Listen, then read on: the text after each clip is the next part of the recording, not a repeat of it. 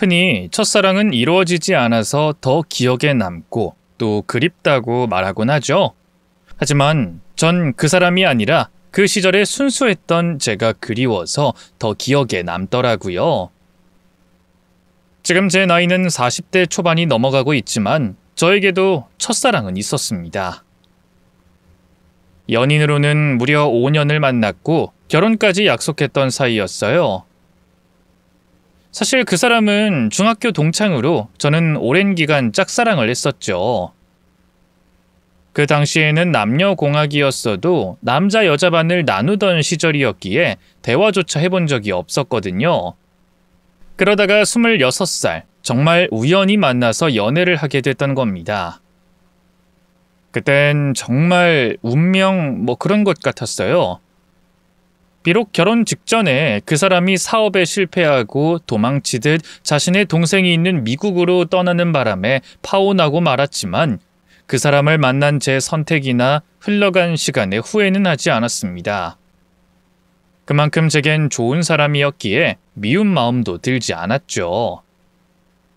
하지만 바로 이 첫사랑 때문에 제 결혼 생활은 지옥이 되고 말았습니다.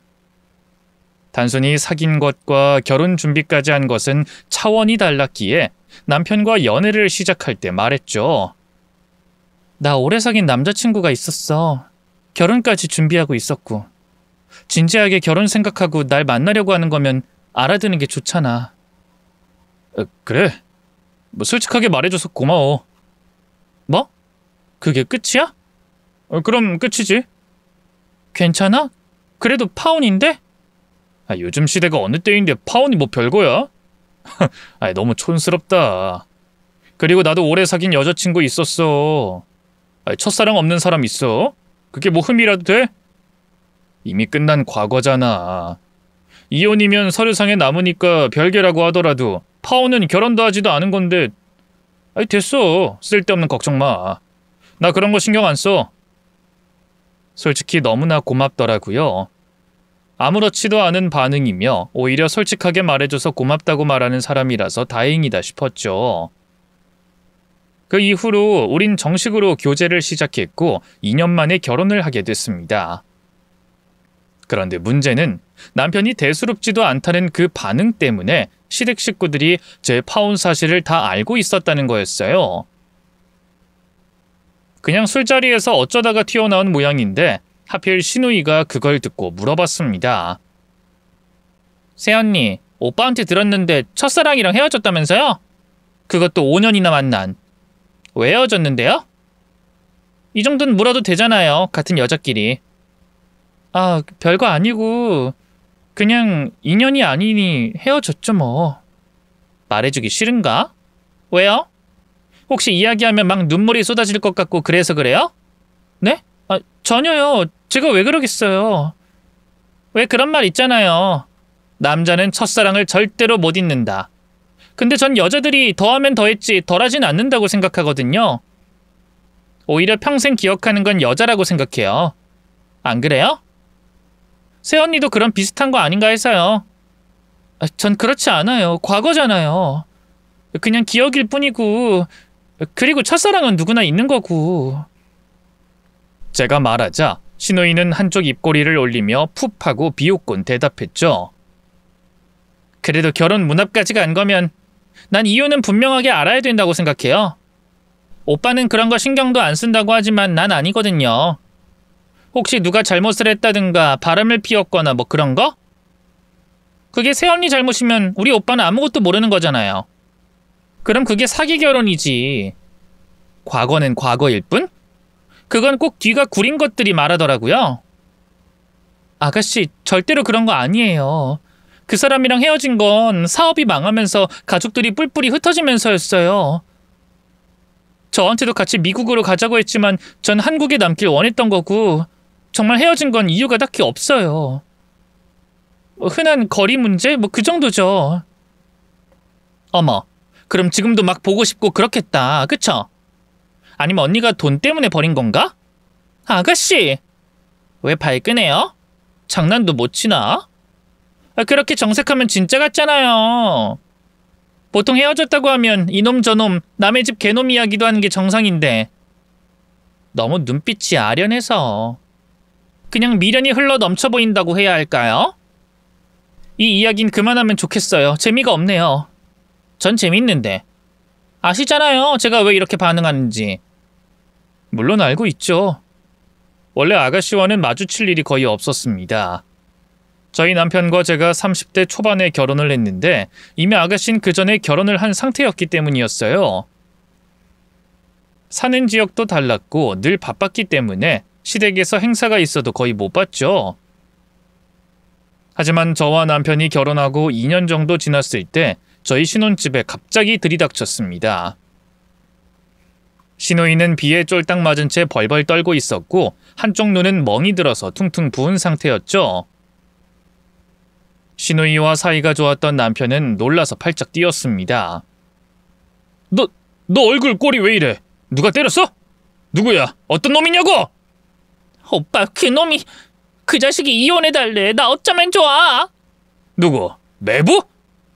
이런 미친... 뭐 때문에? 대체 왜? 망할 첫사랑이랑 결혼하겠다고 동창회에서 다시 만났는데 그것이 사별을 해서 혼자가 됐대. 진짜 머리에 총이라도 맞았는지 눈이 돌아서 이야기를 하는데 썩을 놈이... 내가 그놈 가만 안 둬. 무슨 망발을 해도 그런 말을 해. 당장 앞장서. 내가 그놈 사지를 분질러 버릴 테니까. 아니, 그 전에 경찰 불러. 경찰에 고소하자. 첫사랑이로 나발이고 눈에 아무리 뭐가 씌었어도 감히 자기랑 5년을 산 마누라를 때려? 인간 같지도 않은 놈. 씹어 죽여도 모자랄 놈. 넌 가만히 있어. 내가 오늘 가서 요절을 내버릴 테니까. 남편은 당장이라도 달려나갈 것처럼 웃옷을 들었는데 시누이는 그런 남편을 말렸죠. 오빠 그냥 있어. 너 정신 차려. 지금 그놈 감쌀 때야. 감싸는 게 아니라 사실 내가 때렸어. 그래서 그 인간 병원에 있어. 팔이 부러졌어. 고소할 거라고 소리를 지르기에 병원에서 도망친 거야. 내가 가해자라고. 뭐? 설마 너 아직도 그 벌은 못 고쳤어? 엄마랑 내가 너 운동 그러라고 가르친 줄 알아? 그냥 몸이나 좀 튼튼하라고 했는데 또 사람을 패? 그럼 이 눈은 쌍방 맞지? 아니야. 그 인간 멱살 잡았는데 버둥거리다가 내가 그 팔에 맞아가지고. 근데 나도 어쩔 수가 없었어.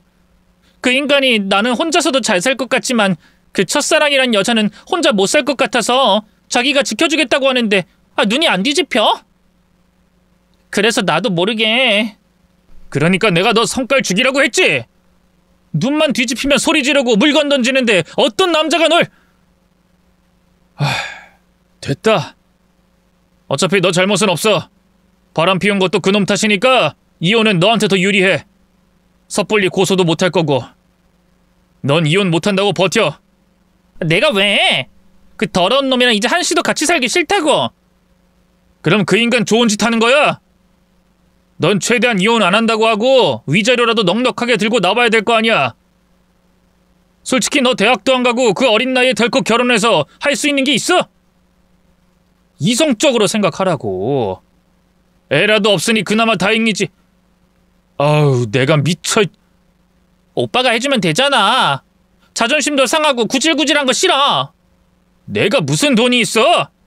이 집도 이 사람이 청약해서 마련한 건데. 내가 돌아가신 아빠 빚 떠안는 바람에 우리 집 개털인 거 너 몰랐지? 몰랐겠지.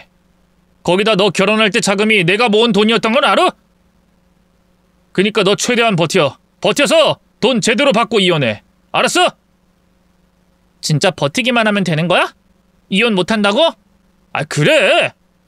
첫사랑이랑 새살림 차릴 생각에 눈이 돌아서 결국 다 주고 떠나겠다고 할 거다. 두고 봐. 남자놈들은 준비성이라고는 없으니까. 하지만 남편의 예상은 보기 좋게 빗나가고 말았습니다. 그간 시누이가 화가 나면 물건을 던지고 손찌검을 했던 증거들을 다 모으고 있었기 때문이었죠. 덕분에 소송까지 간 이혼에서도 시누이에게는 떨어지는 위자료는 턱없이 적은 금액이었습니다. 하지만 진짜 문제는 거기서부터가 시작이었어요. 그러고 1년이 채 지나지 않아서 시누이가 다시 결혼을 하겠다고 한 거였죠. 남편은 당연히 반대를 했습니다. 너 미쳤어? 그렇게 울고불고 하면서 난리를 피우더니 또 결혼? 그리고 우리 집 형편 너도 잘 알잖아.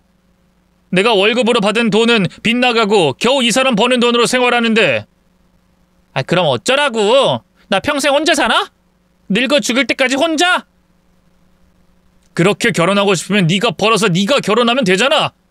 나이가 몇 살이야? 오빠, 나한테 진짜 마지막 기회란 말이야. 나 일도 못해. 오빠도 알잖아. 아르바이트도 한 번을 해본 적이 없는데 어쩌라고. 노력이라도 해봐.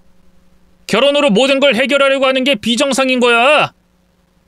형편이 안 되면 결혼을 안 하는 게 맞아. 오빠도 형편 안 되는데 새언니 만나서 결혼한 거잖아. 오빠가 집을 해왔어? 아니면 혼수를 제대로 해왔어? 새언니가 다 해왔잖아. 오빠도 그래서 결혼할 수 있었던 거 아니야? 그래! 근데 넌 아니잖아. 네 형편 이해해주는 것도 아니고 너한테 맨몸으로 시집와달라고 그쪽에서 비는 것도 아니라며? 나랑 너희 새언니는 그런 걸 서로 이해하고 있었기에 결혼이 가능했던 거야. 근데 넌 혼자 밥벌이도 못하면서 무슨 결혼을 하겠다는 거야?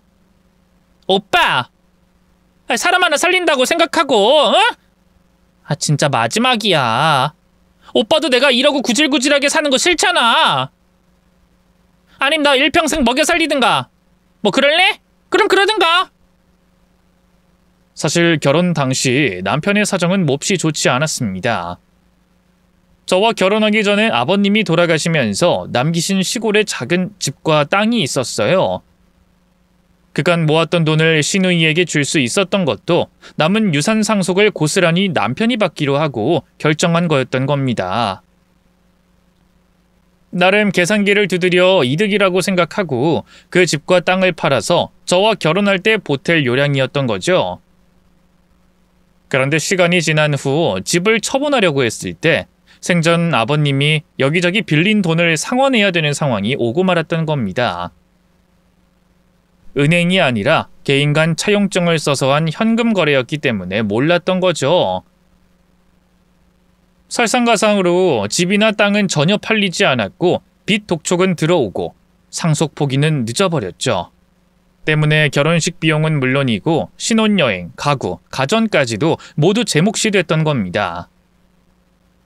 아무래도 저희 집에 종종 머물러 있는 시누이 때문에 골치를 썩던 남편은 며칠을 고민하더니 제게 이야기를 꺼냈죠.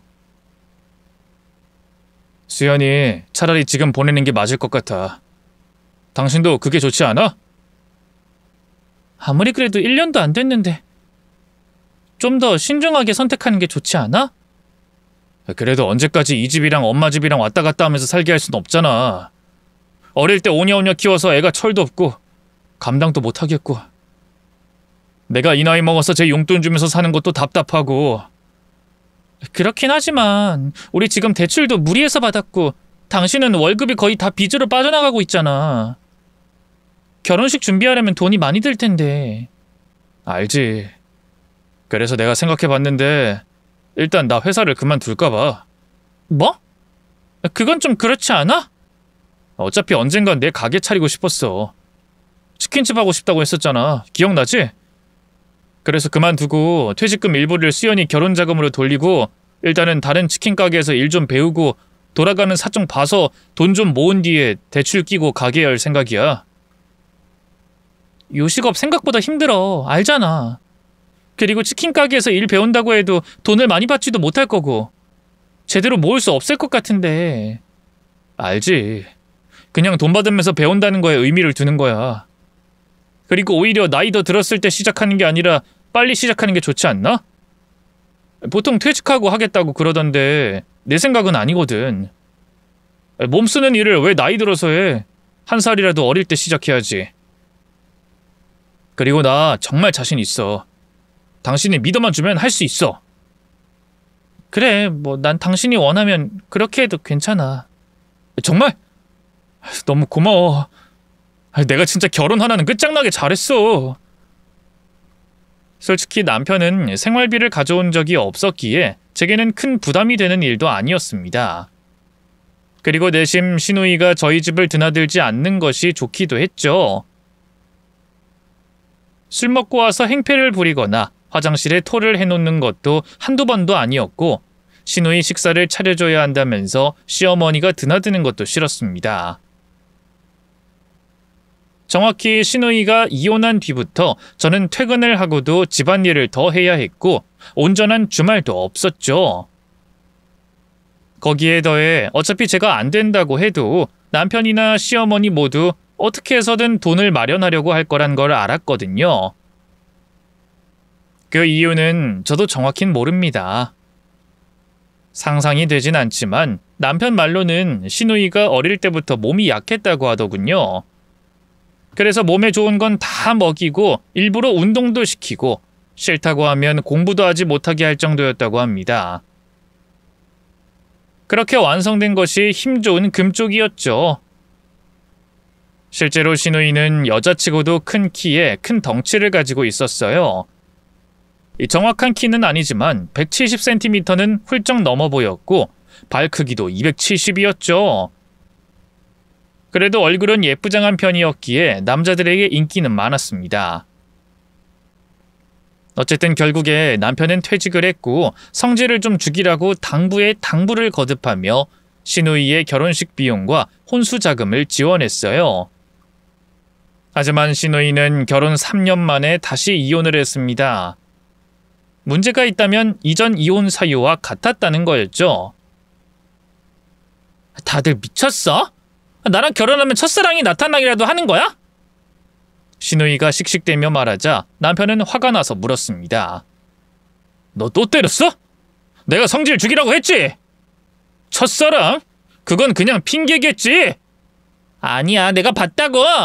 진짜 첫사랑 맞더라. 예전 사진을 아주 상자에 넣어서 그걸 신혼집에까지 가지고 왔었더라고. 그리고 나 이번엔 진짜 성질 안 부렸어. 진짜야. 그럼 뭐라고 하면서 헤어지자고 했는데? 내가 매력이 없다고. 나더러 누르면 채널이 바뀌는 리모컨 같다고 그랬어. 재미도 없고 어쩜 그런 상처되는 말을 할 수가 있어? 언젠 좋다고 목을 매더니? 미친. 아이 됐고. 뭐 그래서 이혼하게? 당연하지. 근데 나도 짬이 있어. 그냥은 못 헤어져, 절대로. 내 인생 망치고 잘 사는 꼴 절대 못 봐. 남편은 그날 정말 끙끙 앓았습니다. 돈은 돈대로 날리고 동생이 다시 이혼을 하니 골이 아팠겠죠. 하지만 다행히도 두 번째 이혼에서는 어느 정도 위자료를 받아왔더군요. 남편은 그 돈으로 이전에 계획했던 것보다 앞당겨서 치킨집을 열 수 있었습니다. 하지만 그 돈이 그리 넉넉한 금액은 아니었기에 문제가 생기기 시작했죠. 시어머니 시누이까지도 남편의 가게를 돕게 되면서 엎어지면 코 닿을 거리로 모두가 모이게 된 겁니다. 그게 끝이 아니었죠. 당신도 일 좀 도와. 알잖아, 저녁 시간에 제일 바쁜 거. 엄마는 체력이 불가능하고. 나 일하잖아. 무슨 일을 또 도우라는 거야? 어머님은 그렇다고 해도 아가씨는 체력은 좋잖아. 근데 나한테 일을 도와달라니? 은행은 제 시간에 딱딱 끝나잖아. 그 정도도 못해줘? 가게 적자에서 벗어날 때까지만 도와달라는 거잖아.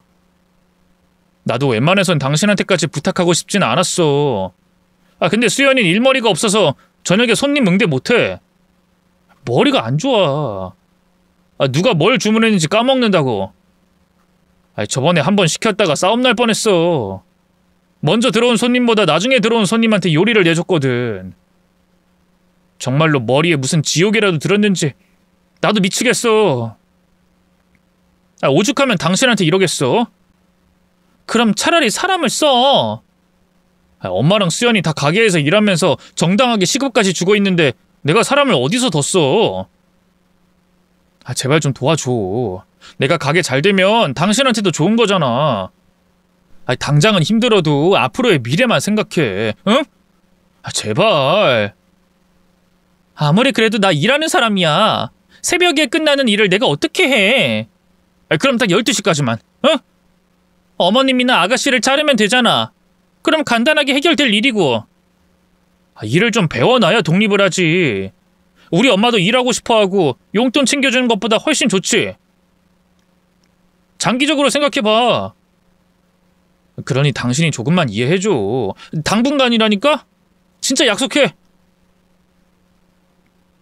적자에서 벗어나면 당신이 오겠다고 해도 못 오게 할 거야. 정말로.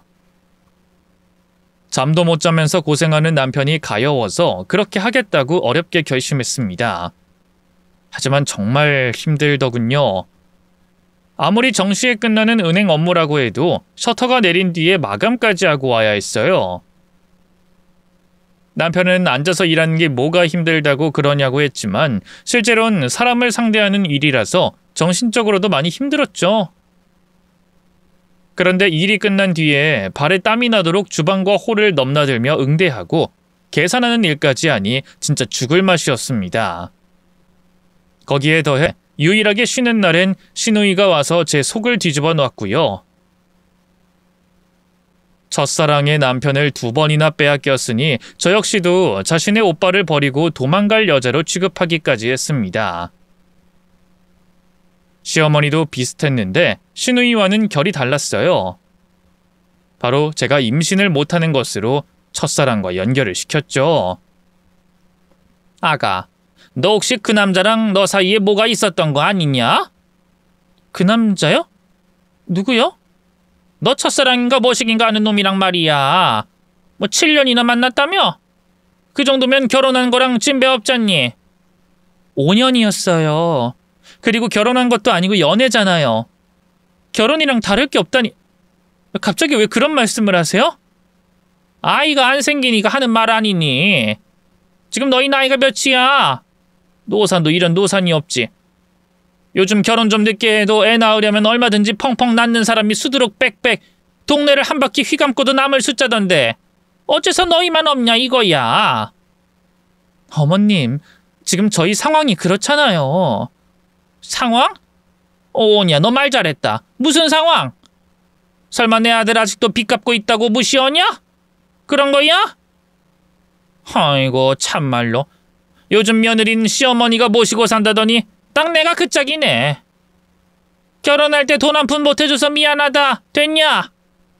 너 그 말 들으려고 꺼낸 말 맞지?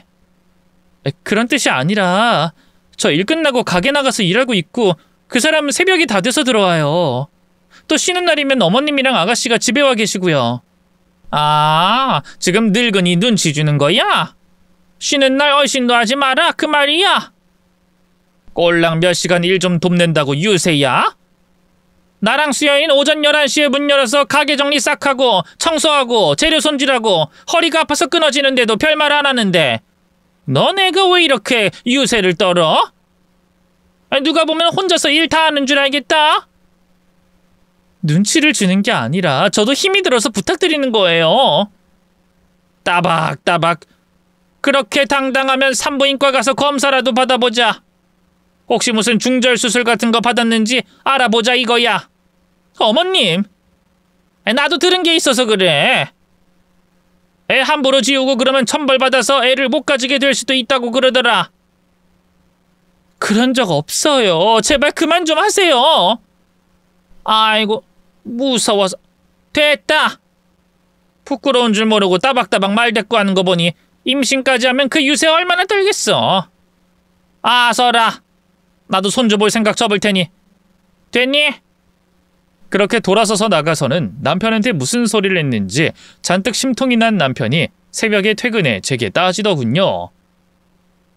당신 우리 엄마한테 오지 말라고 했다며? 당신 피곤한 것도 알고 감정 상하는 것도 아는데 너무 심한 거 아니야? 집이 코앞이라서 뭐라도 더 챙겨주려고 하는 거잖아. 몰라? 내가 오죽했으면 그랬을까? 그런 생각은 안 들어? 나 지금 몸무게가 14kg이나 빠졌어. 당신 알긴 알아? 그런데 어머님은 매번 나한테 애 낳으라고 하고 애 없는 게 내 첫사랑 때문이라고 하고 오늘은 그 사람이랑 나 사이에 애가 있었던 거 아니냐고 의심하셨어. 어머닌 옛날 사람이잖아. 그냥 그러려니 하고 넘어가면 안 돼? 내가 그 말을 듣고 넘어가야 한다고? 어떤 며느리가 그냥 넘어가는데? 솔직히 말해서 우리가 난임이니? 피임이지? 아가씨 이혼하고 나서 쭉 당신이랑 각방 쓰고 있잖아. 그야 당신 피곤할까봐 내가 나름대로 배려를 해준 거고 귀가 시간이 늦으니까 미안해서 그런 거잖아. 내가 일부러 그래? 그걸 생각하면 어머님한테도 전해. 그만 좀 오시라고. 아가씨도 마찬가지고. 하루도 못 쉬는 게 불쌍하지도 않니? 당신은 그래도 오픈하는 시간이 늦잖아. 근데 난 요즘 거의 4시간, 길어야 5시간 자는 게 전부야. 이게 지금 정상이라고 생각해? 나도 알지. 근데 당장 형편이 어려우니까. 내가 이제까지 당신한테 돈 벌어오는 걸로 뭐라고 했어? 생활비 안 냈다고 눈치를 줬어? 내가 원하는 건 딱 하나야. 결혼을 했으면 독립된 가정을 이뤄야지. 이 정도도 욕심이야? 쉬는 날에 쉬고 싶다고 한 게 왜 유세야? 알았어, 여보. 엄마한테 말할게. 수연이한테도 내가 잘 이야기해볼게. 그리고 이제 수연이 이 근처에 오피스텔 하나 얻어서 따로 나갈 거야. 엄마랑 같이 오는 일 거의 없을 거고 자기 생활비도 직접 벌기 시작했고. 겨우 사람 구실하게 됐으니까 좀만 참아줘. 응? 그때 솔직히 이혼을 생각했었습니다. 저도 벌 만큼 벌고 남편도 부지런하니 빚이 있는 건 문제가 되지 않을 줄 알았거든요. 하지만 막상 살아보니 여유가 없었습니다. 밥 한 끼도 마주보며 먹지 못하는 게 부부고 가족이라는 게 너무 슬펐죠. 매번 일어나면 잠든 남편 얼굴을 보며 출근하고 불 꺼진 빈집으로 퇴근하는 삶이 너무 지쳤습니다. 헌데 딱 그런 생각이 들 무렵에 남편의 가게가 서서히 바뀌기 시작했어요. 삶이 너무 지쳤습니다. 먼저 제가 일을 거들지 않아도 됐죠. 초반에 약속했던 것처럼 남편이 제게 말했습니다. 이제 가게 절대로 오지 마. 이제 가게 운영 여유로워졌고 앞으로도 그렇게 유지할 거야. 그러니 당신은 온전히 쉬기만 해. 엄마랑 동생한테도 단단히 못 박아놔서 이 집에 불쑥 오는 짓은 안 할 거야. 알았지? 나야 좋지만 정말 괜찮겠어? 괜찮아. 나 혼자 얼마든지 운영할 수 있어. 나한테 맡겨. 일하는 사람도 조만간 뽑을 거야. 그래? 그럼 나 정말 쉰다? 은행 끝나면 바로 집에 올 거야? 그러라니까. 회식도 참석할 수도 있어. 정말 괜찮아? 그래. 술은 적당히 먹고. 진짜 수고 많이 했어. 고마워. 약간 얼떨떨하긴 했지만 내심 기분은 좋았습니다. 또 시간적인 여유가 생기니 마음도 풀어지더군요. 이혼 생각은 자연스레 사라졌고 남편을 이해하려고 많이 노력했습니다. 그리고 아이를 가질 생각도 하게 됐고요. 하지만 막상 쉽진 않았습니다. 제가 퇴근을 해서 돌아오더라도 남편은 평균 새벽 2시, 늦으면 3시까지도 일을 했으니까요. 조금 초조해져서 임신 계획을 짜서 남편에게 이야기를 해본 적도 있었습니다. 근데 남편의 반응은 차가웠죠. 뜬금없이 무슨 애야. 그리고 무슨 시술까지 하겠다는 거야? 요즘 애 안 가지는 부부들도 많아. 그리고 생기려면 진지게 생겼지. 난 자연스러운 게 좋아. 인위적으로 애 가지는 건 좀 별로고. 무슨 주사도 맞고 병원도 다니고 해야 한다는데 딱 질색이라고. 그래도 지금 안 하면 너무 늦어. 어머님도 손주 기다리시고. 여기서 왜 또 엄마 핑계를 대? 나 일하잖아. 빚 다 갚으면 그때 생각하자. 애 생기면 또 누가 돌봐? 우리 엄마도 가게에 있고 동생도 가게 일 봐주고. 당신 혼자 해야 해. 알아? 그럼 그 불똥은 또 나한테 튀겠지. 그러니 내가 자신이 있겠어? 그래도 하나라도 낳는 게 좋지 않을까? 나중엔 가지고 싶어도 못 가져. 솔직한 말로 난 태어난 것 자체가 싫었어. 세상에 알록달록 예쁜 시기는 너무 짧고 그 다음부터는 죽을 때까지 일만 하겠지. 그게 한국에서 출산율이 떨어지는 이유일걸? 이런 세상에서 살던 부모들이 이제야 현명하게 선택을 하는 거라고 봐. 애들을 돈벌이로 보고 재산으로 보던 예전이나 많이 낳아서 그냥 기른 거지. 딱 그때 태어난 사람들이 바뀐 거라고. 왜? 살아보니 지옥이 따로 없으니까. 그걸 물려주기 싫은 거지. 여보, 무슨 말을 그렇게 극단적으로 해. 그리고 그때랑 지금은 다르지. 하나만 낳아서 잘 키우자는 사람들이 얼마나 많은데. 어쨌든 난 자신 없어. 그니까 하늘의 운명에 따르자는 거야. 임신이 되면 낳고 아님 말고 병원 시술까지 하면서 사람 골 아프게 하지 말자는 거야. 저도 그러고 싶었습니다. 하지만 남편은 그날을 기점으로 오히려 절 피하는 느낌까지 들었죠. 연애할 때만 해도 아이를 몇 명이나 가지고 싶은지 떠들었던 사람이었기에 뭔가 찜찜하긴 했습니다. 그래도 그때까진 가게가 힘들어서 그런 거라고 이해하고 넘어갔어요. 그런데 갑자기 쉬는 날에도 더는 문을 닫지 않겠다고 하더군요. 남편 말로는 얼른 돈을 갚아버리려고 그러는 거라고 했습니다. 심지어 여름 휴가 계획까지 다 짰을 때도 마찬가지였고요. 내가 휴가 언제 날짜로 할까 물었더니 당신이 이때 하라고 했잖아. 저번 달에도 미리 말했고 그땐 간다고 했잖아. 그래서 일부러 시간까지 변경하면서 맞춘 건데 갑자기 못 간다니. 비행기며 펜션이며 미리 다 예약했는데. 가게가 바쁜데 어쩌라고. 지금 휴가가 중요해? 빚을 갚아야 여유롭게 지낼 수 있잖아. 이 고비만 잘 넘기면 우리 고생도 끝이라고. 그땐 제주도가 아니라 해외로 가면 되고. 하지만 모처럼 당신이랑 단둘이 보내고 싶었는데. 우리가 신혼이야? 적당히 좀 해. 나 수면 부족에 매번 힘들어하는 거 안 보여? 이왕 받은 휴가니까 좀 쉬어. 엄마랑 동생한테도 당신 휴가 받았다는 말 안 할 거니까 푹 쉬라고. 아니면 혼자라도 여행을 다녀오든가. 처음에는 화도 나고 자존심도 상했지만 결국 저는 바로 다음 날 남편의 가게로 향했습니다. 휴가는 이미 받아뒀으니 그 사이에 남편 가게 일을 돕는다면 남편이 좀 덜 필요하지 않을까 생각했던 거였죠. 그런데 막상 가게로 갔을 때 전 놀라고 말았습니다. 휴업이라는 커다란 글씨가 문에 박혀 있었거든요. 전 바로 남편에게 전화를 걸었지만 받지 않았죠. 그런데 그날 새벽 늦게 들어온 남편이 거짓말을 하기까지 했습니다. 안 자고 있었어? 일이 바빠서 전화한다는 걸 까먹었어. 일을 했다고? 오늘? 그치. 동생이랑 어머니까지 거들었어. 오늘 수익 좋았거든. 기대도 좋아. 뻔뻔하게도 남편은 제 눈을 똑바로 보고 말했습니다. 허나 제가 가게를 찾아간 것은 저녁이었고 남편이 들어오기 전에 다시 찾아가서 문이 닫힌 걸 확인했으니 그건 당연히 거짓말이었죠. 그래서 저는 꼭 참고 다시 한번 떠봤어요. 그래? 몰랐네. 나도 내일은 가서 거들까? 모처럼 휴가 받았으니까. 됐어. 절대로 나오지 마. 여행 계획 취소해서 아무래도 미안해 죽겠는데 내가 일을 어떻게 시킬 수가 있어. 내가 약속했잖아. 그리고 가게 나오면 우리 엄마랑 내 동생이랑 마주칠걸? 당신 불편해하잖아. 그냥 집에서 쉬어. 아니면 친정이라도 다녀오든가. 그래? 알았어. 나 배려해줘서 고마워. 머리는 어지럽고 정신도 차릴 수가 없었습니다. 솔직히 울고 싶었지만 남편을 믿고 싶은 마음이 더 컸기에 왜 거짓말을 했는지 알아보는 게 우선이라고 생각했죠. 그리고 다음 날 오픈 시간에 맞춰 일어나 준비를 하는 남편의 뒤를 밟았어요. 가는 길 중간중간에 거울에 비친 얼굴도 확인하고 옷 매무새도 정리하는 걸 봤는데 보고 있는 제 속이 울렁거릴 정도였죠. 더구나 남편이 향하는 곳은 가게도 아니었습니다.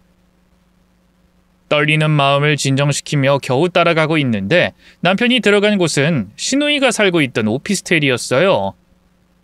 더구나 엘리베이터 층수 역시도 8층으로 같았죠. 순간 마음이 놓였습니다.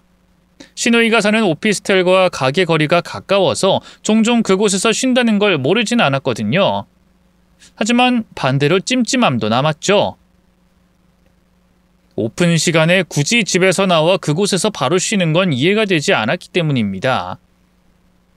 해서 저는 가게로 갔어요. 근데 가게의 문이 또 닫혀 있었습니다. 그래서 전 고민하다가 시누이에게 전화를 걸었죠. 한참 전화가 가다가 쌀쌀맞은 목소리가 전화기 너머로 들렸어요. 새언니가 어쩐 일로 전화를 다 해요? 왜요? 나한테 뭐 부탁이라도 하려고요? 아니 그런 건 아닌데요. 그냥 가게는 잘 되나 해서요. 설마 이거 감시? 새언니, 이건 좀 경우가 없죠? 오빠 통해서 이야기 들었는데 절대로 연락도 방문도 하지 말라고 했다면서요. 근데 전화해서 감시라니 어이가 없네. 감시 그런 건 아니고 제가 휴가 중이라서 일이라도 거들까 해서 그래요. 아, 그래요? 근데 어쩌죠? 저도 휴가인데. 휴가요? 그럼 혹시 지금 그 일랑 같이 있어요? 누구야? 우리 오빠야? 미쳤어요? 휴가에 가족이랑 보내게? 저 지금 해외여행 중인데요? 해외여행이라는 말을 듣는 순간 몸에서 피가 빠져나가는 느낌이 들었습니다. 휴대전화를 들고 있는 손도 부들부들 떨렸고 그간 남편의 이상한 행동도 떠올랐죠. 갑작스럽게 휴일에 일을 시작했다는 것도 그렇고 이미 몇 개월 전에 세웠던 여름 휴가 계획을 취소했다는 것도 그랬습니다. 더구나 매번 나와달라던 가게에도 절대로 오지 못하게 한 것도 이상했고요. 무엇보다 가게를 쉬면서 제게 거짓말을 했다는 건 더욱 이해가 되지 않았죠. 혹시 혼자만의 시간이 좀 필요했던 건가? 아이를 가지기 싫어서 그런가? 억지로 이해를 하면서 신우이에게 물었습니다. 해외요? 어디요? 오빠가 말하지 말라고 했는데 오빠가 돈 보탠 건 비행기 정도고 겨우 일본인데 이걸로 오빠한테 뭐라고 하는 건 아니죠? 그리고 4박 5일 일정이라 저 내일이면 한국 돌아가요. 난 오빠가 말해서 면세점에서 뭐라도 사오라고 부탁하려고 한 줄 알았는데 그게 아닌가 봐요? 실은 아가씨... 솔직히 제가 생각하고 의심하는 걸 시댁 식구에게 말하고 싶은 마음은 없었어요. 하지만 그땐 뭔가에 홀린 것처럼 남편의 거짓말이며 그간 했던 행동들에 대해서 털어놨죠. 그리고 남편이 오늘 아침부터 아가씨의 오피스텔에 들어가는 걸 봤다라는 말까지 했습니다. 당연히 이런 말을 하면 절 비꼬거나 의부증 환자쯤으로 몰아갈 거라고 생각했기 때문에 입 밖으로 내뱉고는 후회도 동시에 했죠. 그런데 의외로 신우이는 가만히 들어줬습니다. 하지만 저 역시도 그런 말을 한 이유들이 있었어요. 바로 현관 비밀번호 때문이었죠. 새언니, 비밀번호는 좀 그렇고 대신 제가 최대한 빨리 한국으로 돌아갈게요. 비행기 예약 변경하고 공항에서 내려서 집까지 가면 시간이 좀 걸리긴 하는데 제가 보고 알려드릴게요. 기다려요. 그냥 지금이요. 비밀번호 지금 알려주실 수는 없으세요? 제가 직접 확인하고 싶어서 그래요. 저 의부증 아니고 진짜 헛소리 하는 것도 아니거든요. 지금 제가 새언니를 그렇게 몰려고 하는 게 아니에요. 그럼 왜 안 알려주세요? 오빠는 가족이니까? 아가씨만 보고 저한테 아니라고 할 수도 있잖아요. 아, 진짜 답답하네. 그런 거 보면 충격 먹는다고요. 새언니가 뭘 알아요? 그런 거 안 겪어보면 모른다고. 난 2번이나 겪었는데도 힘들었단 말이에요. 처음엔 일부러 제게 알려주지 않으려는 줄 알았는데 오히려 저를 걱정했다는 말에 눈물이 터졌습니다. 하지만 저는 고집을 꺾지 않았고 결국 신우이는 제게 자신의 집 현관 비밀번호를 알려줬어요. 그렇게 저는 혼자 떨리는 마음으로 다시 오피스텔로 향했습니다. 엘리베이터 앞에서 한숨을 몇 번이나 쉬다가 마음을 다잡고 2시간을 고민하다 아가씨 집 앞으로 갔죠. 그런데 이건 문을 열고 말고 할 것도 없이 안에서 여자 목소리와 남편의 목소리가 들렸습니다.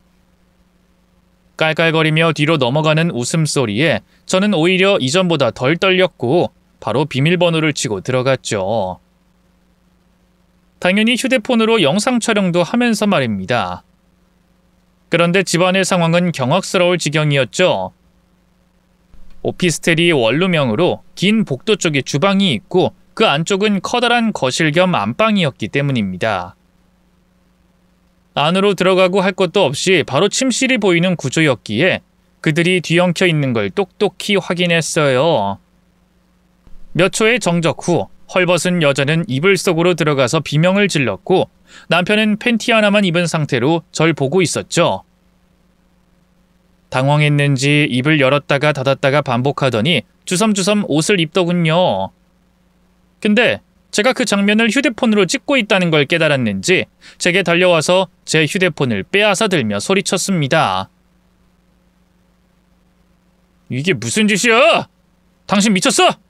이거 찍어서 뭐 할 건데? 뭐 이혼이라도 하게? 어이가 없더군요.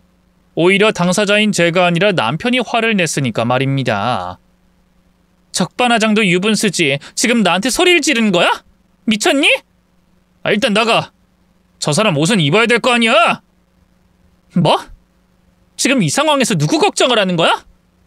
걱정이 아니라 현실적으로 또 이성적으로 생각하자는 거야. 이렇게 해서 대화가 되겠어? 그래, 나 바람 폈어. 저 여자랑 잤다고. 됐니? 인정할 테니까 작작 좀 하라는 뜻이야. 무슨 의부증 환자처럼 이 집에 쳐들어와서 동영상 촬영? 이게 무슨 예의 없는 짓이야? 그때 상황을 떠올리면 정말이지 머리를 망치로 맞은 기분이었어요. 보통 드라마에서는 싹싹 빌거나 변명하거나 혹은 미안하다라는 말이라도 하던데 막상 제가 본 것은 그것과 달랐습니다. 더구나 제가 나가지 않자 남편이 한 짓은 더 가관이었죠. 휴대폰 동영상을 얼른 삭제하고는 이불을 들어서 제가 볼 수 없게 여자를 가리곤 옷을 입을 수 있는 시간까지 주더군요. 저는 그 광경을 보면서 머리라도 쥐어뜯고 싶었지만 솔직히 그러고 싶지도 않았습니다. 그때 든 생각은 억울하다라는 것뿐이었거든요. 저런 놈도 남편이라고 평생 함께 살고 아이를 가지고 싶다고 생각한 제 스스로가 한심하다는 생각도 들었죠. 옷을 다 입었는지 남편은 그 여자를 이불로 다시 덮어주고는 부드럽게 말했습니다. 내가 다 해결할 테니까 넌 그냥 가만히만 있어. 알았지? 그러자 그 여자는 덜덜 떨리는 목소리로 물었죠. 어떡해? 나 진짜 죽어. 난 무섭다고. 걱정 말라니까. 내가 알아서 할게. 나 믿지?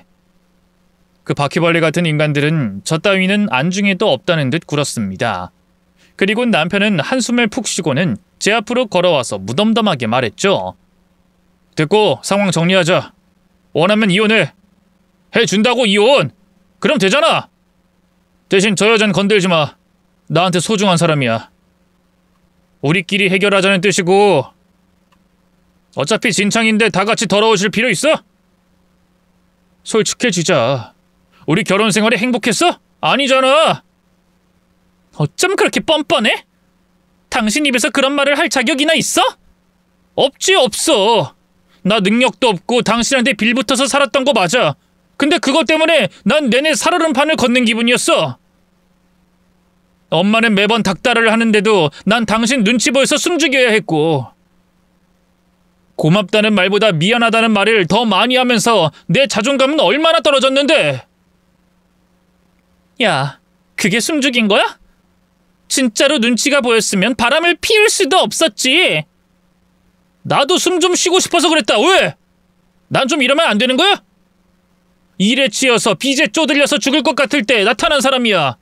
나한텐 저 사람이 전부였고. 전부? 돌아도 단단히 돌았구나. 그럼 떳떳하게 이혼을 하고 만났어야지. 그러려고 했어. 근데 당신이 먼저 알아버린 거야. 나도 이렇게 내 운명을 다시 만나게 될 줄은 몰랐으니까. 100세 인생이잖아. 앞으로 남은 인생이라도 좀 행복하게 살고 싶어. 그런데 바로 그때 삑삑삑 하는 현관 비밀번호 누르는 소리가 들리면서 동시에 신우이가 집 안으로 들어오며 소리쳤습니다. 운명? 이게 무슨 개소리야? 지금까지 오빠 너 오픈 시간마다 안 나온 게 전현이랑 같이 있으려고 했던 거야? 무슨 휴가라면서 나 여행 보낸 것도 내 집을 이런 식으로 쓰려고 한 거고? 진짜 더러워서 내가... 오빠, 너가 그러고도 사람이야? 남편은 놀랐는지 신우이의 어깨를 잡고는 말리더군요. 야, 너가 끼어들 문제 아니야. 우리 부부 문제야. 그리고 너도 이 사람 안 좋아했잖아. 오빠가 나중에 다 설명해 줄 테니까 흥분하지 말고. 부부? 야, 나 현관 앞에서 다 들었어. 우리 뭐 어쩌고? 이 미친 불륜 커플이 행복? 그래, 나 새언니 별로였어. 근데 내가 왜 그렇게 생각을 했는데? 오빠가 매번 힘들다 어쩐다 징징거리고 엄마랑 내 앞에서 질질 짜니까 싫어했지. 근데 이건 아니지. 미안하다 싹싹 빌고 울어도 모자랄 판에 남은 인생이라도 행복하게 살게 해달라고? 얌병. 신우이는 눈이 반쯤 돌아서 자신의 어깨를 잡고 있던 남편의 중요 부위를 발로 까고는 안으로 신발까지 신고 들어가서 이불 속에 들어있던 불륜녀의 머리채를 휘어감아 제 앞에 질질 끌고 왔습니다. 여자가 악거리면서 울며 소리를 지르자 양쪽 뺨을 한 대씩 후려쳤죠. 고개가 휙 꺾일 정도로 너무 강하게 때려서 여자는 반쯤 정신이 나간 채로 울음을 그쳤습니다. 빌어! 당장 싹싹 빌어! 미친 년놈들이 아주 쌍쌍으로 연병을 떨고 있네. 지금 누가 피해자고 누가 가해자야? 어디서 더럽고 천박한 것들이 피해자인 척 울고 소리 질러? 너네 당장 안 빌면 나도 내가 무슨 짓 할지 몰라. 올 땐 엘리베이터 타고 올라왔겠지만 내려갈 땐 여기 창문으로 그냥 떨어뜨려 버릴 거라고. 알았니? 알아들었으면 무릎 꿇어. 뒤늦게 통증에서 해방된 남편이 반항을 해봤지만 신우이는 눈이 뒤집혀 식칼까지 들고 와서는 위협을 했고 결국 두 사람은 제 앞에 무릎을 꿇었죠. 어디서 어떻게 만났고 뭘 했는지, 언제부터 불륜이 시작이었는지 휴대폰 영상으로 신우이는 촬영하며 물었습니다. 우습게도 둘은 17살에 만난 첫사랑이었다고 하더군요. 대학교에 올라올 때까지도 만남을 이어가다가 군대에 가면서 자연스럽게 연락이 끊기며 헤어졌다고 했습니다. 그러다가 불과 3달 전 치킨 배달을 하면서 우연히 재회하게 됐고 여자는 애도 있는 유부녀였죠. 이를 듣던 신우이가 추측을 하더군요. 그래서 2달 전부터 오픈을 나한테 다 맡기고 우리 집에서 쉬고 오겠다고 한 거구나? 저 여자가 가정이 있어서 빨리 만나야 되니까. 와, 진짜 더러운 불륜 커플은 머리도 비상하네. 애는 유치원 보내고 남편 출근시키고 첫사랑이랑 만나서 놀다가 들어가고? 이 정도면 막장 드라마 작가 뺨을 후려치겠네. 그것도 동생 집에서. 남편은 신우이를 노려보더니 입을 열었죠. 넌 그래도 이러면 안 되는 거지. 내가 너 가족이야. 내가 잘못한 거 인정한다고 했는데 꼭 이렇게까지 해야 해? 나랑 일 안 해? 가게 일 안 할 거야? 그러자 신우이는 어이가 없어 웃더군요. 생색 좀 그만 내. 꼴랑 치킨집 하나 가지고 엄마랑 나한테 하는 행동 보면 오빠 너도 참 가관이야. 까놓고 우리 2달째 월급도 안 주고 부려먹고 있었잖아. 갑자기 일본 다녀오라는 것도 둘이서 여기서 휴가 계획 짠 거구나. 구질구질하게 내 집에서? 어쩐지 아무리 절약을 해도 관리비가 엄청 나온 게 다 이유가 있었네. 오빠 너 내 월급 줄 돈으로 저 여자랑 놀러 다니고 그랬어? 장사 좀 잘 되려고 하는데 툭하면 몸 안 좋다고 문이나 쳐닫고 오픈 시간에는 코빼기도 안 보이고. 그리고 진짜 가족이면 적어도 내 앞에서 바람은 피우지 말았어야지. 내가 얼마나 힘들었는지 몰라? 야, 나도 힘들었어. 너만 힘들어? 아빠 빚에 너 결혼 자금에 누구 덕에 그렇게 살았는데? 내가 오죽하면 이랬을까? 그런 생각은 안 들어? 안 들어. 불륜 저지르는 것들 하는 말이 다 그러니까. 그리고 오빠 말도 맞아. 엄마랑 난 오빠한테 뭐라고 할 자격 없지. 근데 새언니는 아니잖아. 오빠가 누구 덕에 장사하고 그렇게 살 수 있었는데? 솔직히 새언니 아니었으면 오빠 가게 못 차렸어. 양심이 있긴 해? 더 거슬러 올라가면 내 결혼자금 대준 것도 사실 오빠가 아니라 새언니가 해준 거 아니야? 새언니 아니었으면 오빠가 그 돈 나한테 줬을까? 아니잖아. 믿을 구석이 있으니까 주고 생색은 오빠가 다 냈잖아. 아니야? 야, 씨! 그리고 말 좀 조심해. 이 사람도 네 새언니가 될 수도 있어. 새언니? 유부녀가 이혼하고 너랑 살아준다니? 애도 버리고? 우린 운명이니까. 진작에 했어야 했어. 그러기로 했고 우린 맘 정했어. 와, 미친놈. 내 첫 번째 남편이랑 똑같은 말을 하네. 어디서 과외 받니? 불륜 저지르는 과외가 있어? 나도 한번 받아보자. 아주 속성으로다가. 야, 적당히 해라. 너 나랑 안 볼 거야? 안 봐도 어쩔 수 없지. 솔직히 엄마도 새언니 구박한 거 오빠가 뒤에서 시킨 거잖아. 새언니가 매번 유세 떨고 돈 좀 번다고 무시한다고 우는 소리에서. 나도 이제껏 그렇게 알고 있었고. 근데 이제 생각해보니까 오빠 우리 월급 줄 때마다 유세 떨었지?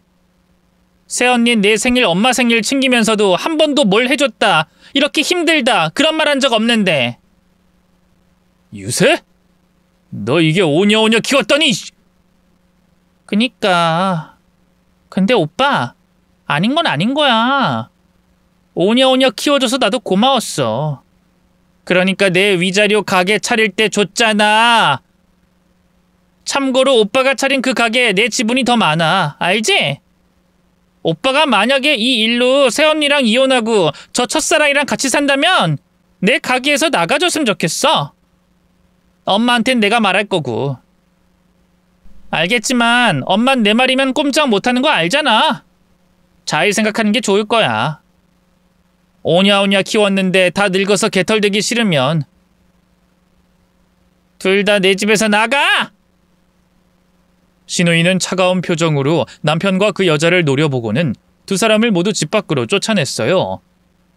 그러자 저는 다리에 힘이 풀려 주저앉아 울었고 신우이는 저를 한참이나 위로해줬습니다. 뒤이어 시어머니도 오셨는데 신우이의 반강제적인 요구로 제게 사과도 하셨죠. 하지만 그와 동시에 이혼은 하지 말기를 원하셨어요. 신우이 역시도 제게 머리를 숙여 사과했지만 역시 같은 입장이었죠.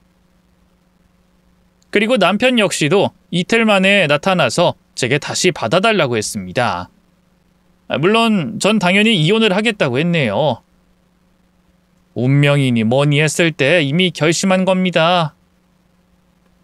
여보, 내가 평생 빌게. 나 이렇게 쫓겨나면 어쩌라고. 이 나이에 엄마랑 살아? 내가 그때 잠깐 미쳤었어. 나 정말 정신 차렸어. 그 여자랑도 완전히 끝났고. 어떻게 끝났는데? 알고 보니 완전 속물이었어. 당신이랑은 결이 다른 거야. 말로는 내 동생이 무서워서 헤어진다고 하지만 결국 나한테 빚 좀 있고 당신 이름으로 아파트 되어 있는 걸 듣곤 마음을 바꾼 거야. 언젠 자기 친자식도 필요 없다 그러더니 그런 여자라는 거 알고 나도 실망했고 정신 차렸어. 늦었지만 당신이 진짜 좋은 사람이라는 걸 알게 된 거야. 진짜로. 사람 좋은 표정을 지으면서 제 손을 잡는데 순간 몸에 소름이 끼쳤습니다. 그래서 저도 모르게 남편의 손을 뿌리치는 동시에 그 인간 뺨을 때렸죠. 신우이가 왜 바람난 남편을 때렸는지 이해가 되지 않았는데 어느 정도 이해가 되더군요. 속이 시원했죠. 제게 뺨을 맞고 놀란 눈을 한 남편에게 저는 덤덤하게 말했습니다. 나도 좀 행복해지고 싶네. 당신을 내 삶에서 빼면 난 좀 행복할 것 같거든. 당신 말처럼 100세 인생이잖아. 근데 당신이랑 살면 너무 지겨울 것 같아서. 여보, 당신도 알잖아. 내가 얼마나 열심히 살았는지. 그리고 이 일만 아니면 결혼 생활 잘 해왔다는 거 몰라? 날 믿어준다면 실망시키지 않는다는 말이야. 내가 바람 피운 거 말고 잘못한 게 뭐가 있어? 나 정도면 충분히 가정적이고 책임감 넘치는 사람이지. 뭐? 결혼 생활을 잘해? 첫사랑 만나서 쪽쪽거리고 있으니 당신이 뭐라도 된 줄 알았어? 아니야. 객관화를 시켜. 당신이 모은 돈이 있어? 아님 차가 있어? 뭐 그것도 아님 나이가 어려? 딱 한마디로 정의하면 당신은 그냥 피 빨아먹는 거머리, 기생충, 그 이상도 이하도 아니었어. 제게 운명이니 사랑이니 운운하던 남편에게 일부러 상처를 주려고 꺼낸 말이었습니다. 평생 상처로 기억에 남길 바라는 마음이 있었죠. 하지만 그렇게 시원하진 않더군요. 오히려 이혼을 준비하는 과정에서 남편이 시어머니 집에서도 쫓겨나 고시원에서 살게 됐다는 말을 듣게 되었을 땐 더 통쾌했죠. 신우이와 사이가 멀어지게 되면서 시어머니 역시도 남편을 외면한 거였습니다. 치킨 가게는 신우이와 시어머니가 운영을 하게 됐고요.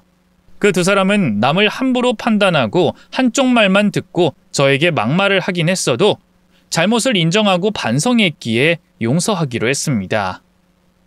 또 한편으로는 저 대신 그 둘을 응징해줘서 고맙기도 했죠. 물론 그렇다고 왕래를 할 정도로 가까워지고 싶은 마음도 없어서 이혼 절차가 끝난 이후로 바로 이사는 했습니다.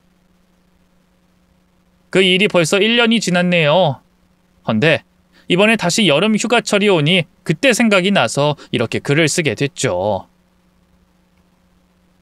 신혼여행을 했던 당시 남편은 차를 렌트해서 몰았는데 운전 방식이 엄청 거칠었어요. 그때 남편은 자신이 베스트 드라이버이기 때문에 사고가 나지 않는다고 자신했었죠. 하지만 사실 차를 난폭하게 몰아도 사고가 나지 않는 건 다른 사람들이 안전하게 운전을 했기 때문이라고 봐요. 그건 결혼 역시도 마찬가지라고 생각합니다. 혹여 저희 남편, 아니 전 남편처럼 자신이 결혼 생활이 나쁘지 않았고 스스로를 완벽하다고 생각했다면 반드시 거기엔 다른 누군가의 배려와 희생이 있었다는 걸 기억하셨으면 좋겠어요. 제 이야기 끝까지 들어주셔서 너무 고맙고 감사합니다. 그리고 끝으로 제발 그 망할 첫사랑은 가슴에 좀 묻어두면 좋겠네요. 추억 속에 있을 때가 가장 아름다운 것도 있으니까 말입니다.